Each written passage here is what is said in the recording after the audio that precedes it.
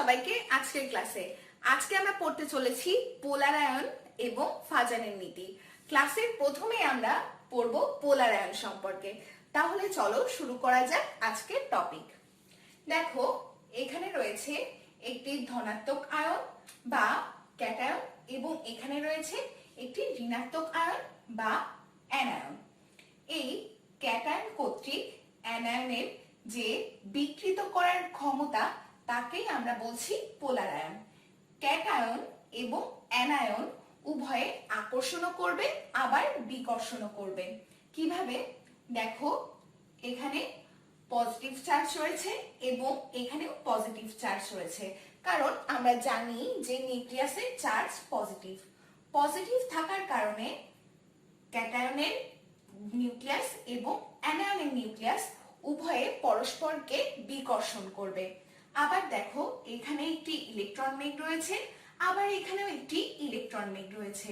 এরা উভয়ে negative charge যুক্ত, তাহলে এরা পরস্পরকে বিকর্ষণ করবে। আবার আকর্ষণ করবে কেন? এই পজিটিভ চার্জ বা নিউক্লিয়াস এই ইলেকট্রনকে আকর্ষণ করবে, আবার এখানকার নিউক্লিয়াসও এই ইলেকট্রন মেঘকে আকর্ষণ করবে। তাহলে আমরা দেখতে পাচ্ছি যে এখানে আকর্ষণ এবং বিকর্ষণ উভয়ই হচ্ছে। এই আকর্ষণ এবং বিকর্ষণ হওয়ার ফলে অ্যানায়নের কিছু ইলেকট্রন মেঘ ক্যাটায়নের দিকে ঝুঁকে পড়ে। একেই আমরা বলছি পোলার আয়ন। তাহলে পোলার আয়ন কি? ক্যাটায়ন কর্তৃক অ্যানায়নের বিকৃতি। পোলার আয়ন সম্পর্কে ফাজান কিছু নীতি দিয়েছেন। তা হলো, ক্যাটায়নের আকার ছোট হলে, অ্যানায়নের আকার বড় হলে, ক্যাটায়নের ও অ্যানায়নের চার্জ বেশি হলে এবং ডি ও এফ অরবিটালে যদি ইলেকট্রন থাকে তাহলে পোলার আয়ন বেশি হয়। তাহলে চলো আমরা প্রত্যেকটি পয়েন্ট এবার বিস্তারিত আলোচনা করি। তাহলে দেখো, প্রথমে আমরা বলছি ক্যাটায়নের আকার ছোট হলে সেখানে পোলার আয়ন বেশি হবে। যদি আমরা গ্রুপ 1 এর মৌলগুলো দেখি তাহলে আমরা লিখতে পারি যে প্রথমে সেখানে রয়েছে লিথিয়াম, এরপরে সোডিয়াম, এরপরে পটাশিয়াম, এরপরে রুবিডিয়াম এবং তারপরে রয়েছে সিজিয়াম। আমরা এগুলোকে আয়ন আকারে এবার লিখতে পারি। যদি এভাবে লিখি তাহলে আমরা দেখতে পারি যে লিথিয়ামের আকার সবথেকে ছোট, অর্থাৎ সিজিয়ামের আকার সবথেকে বড়, কারণ এরা গ্রুপ ভিত্তিক মৌল। যখন আমরা একই গ্রুপে উপর থেকে নিচে যাই তখন সবথেকে নিচে যে মৌলটি থাকে সেটি সবথেকে বড় হয়। তাহলে এখানে লিথিয়ামের আকার সবথেকে ছোট। তাহলে আকারের ক্রম আমরা এভাবে লিখতে পারি। তাহলে আমরা বলেছি যে ক্যাটায়নের আকার সবথেকে ছোট হলে সেখানে পোলার আয়ন বেশি হবে। আমরা এক্ষেত্রে একটি কমন অ্যানায়ন নেব।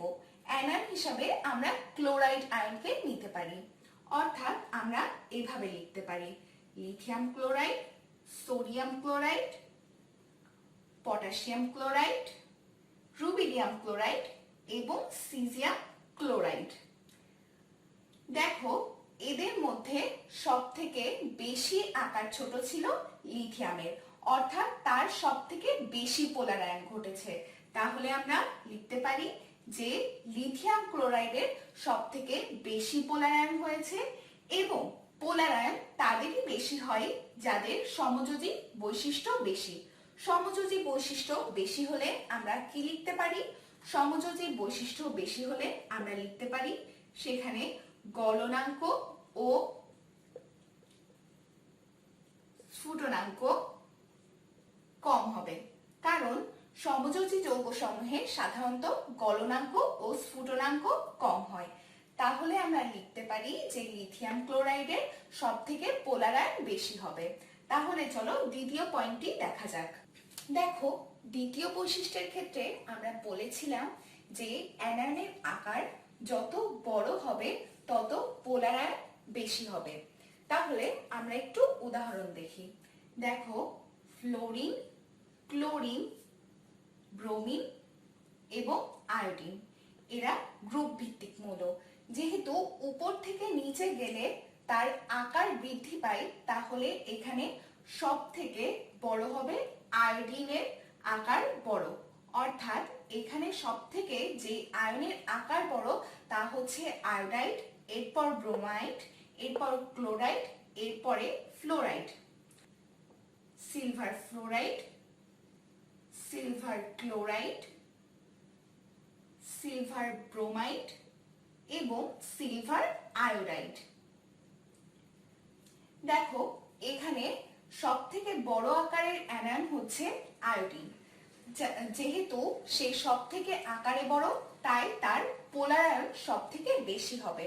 তাহলে আমরা লিখতে পারি যে সিলভার আয়োডাইডের ক্ষেত্রে সব থেকে বেশি পোলার আয়ন হচ্ছে, তার থেকে কম হচ্ছে সিলভার ব্রোমাইডে, তার থেকে কম সিলভার ক্লোরাইডে এবং সিলভার ফ্লোরাইডে সব থেকে কম পরিমাণে পোলার আয়ন হচ্ছে।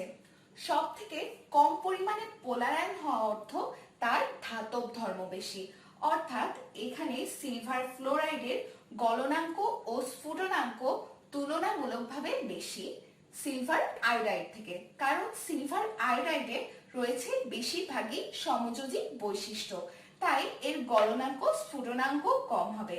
তাহলে এটি গেল অ্যানায়নের আকারের ক্রম। এবার চলো আমরা পরের পয়েন্টটি দেখি। আমরা ফাজানের তৃতীয় স্বীকার্যের দিকে লক্ষ্য করি। ফাজানের তৃতীয় স্বীকার্য অনুসারে ক্যাটায়ন ও অ্যানায়নের চার্জ যেখানে বেশি হবে সেখানে পোলার আয়নের মাত্রাও বেশি হবে। তাহলে দেখো এখানে অ্যালুমিনিয়ামের 3+ রয়েছে, ম্যাগনেসিয়ামের 2+ রয়েছে এবং সোডিয়ামের একটি মাত্র প্লাস রয়েছে। তাহলে এখানে সব থেকে বেশি যেহেতু চার্জ রয়েছে সেহেতু অ্যালুমিনিয়ামের পোলার আয়ন সব থেকে বেশি হবে, অর্থাৎ অ্যালুমিনিয়াম 3+ এর পোলার আয়ন সব থেকে বেশি হবে, এরপরে হবে ম্যাগনেসিয়াম 2+ এর পোলার আয়ন, শেষে হবে সোডিয়াম প্লাসের পোলার আয়ন।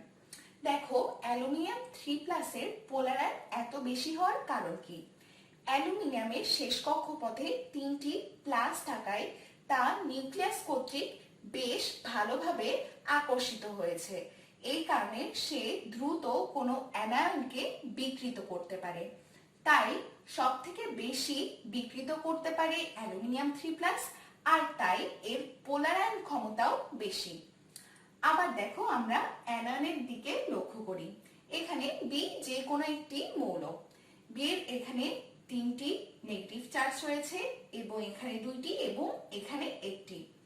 অ্যানায়নের ক্ষেত্রেও যেখানে চার্জ বেশি থাকবে সেখানে পোলার আয়ন বেশি হবে।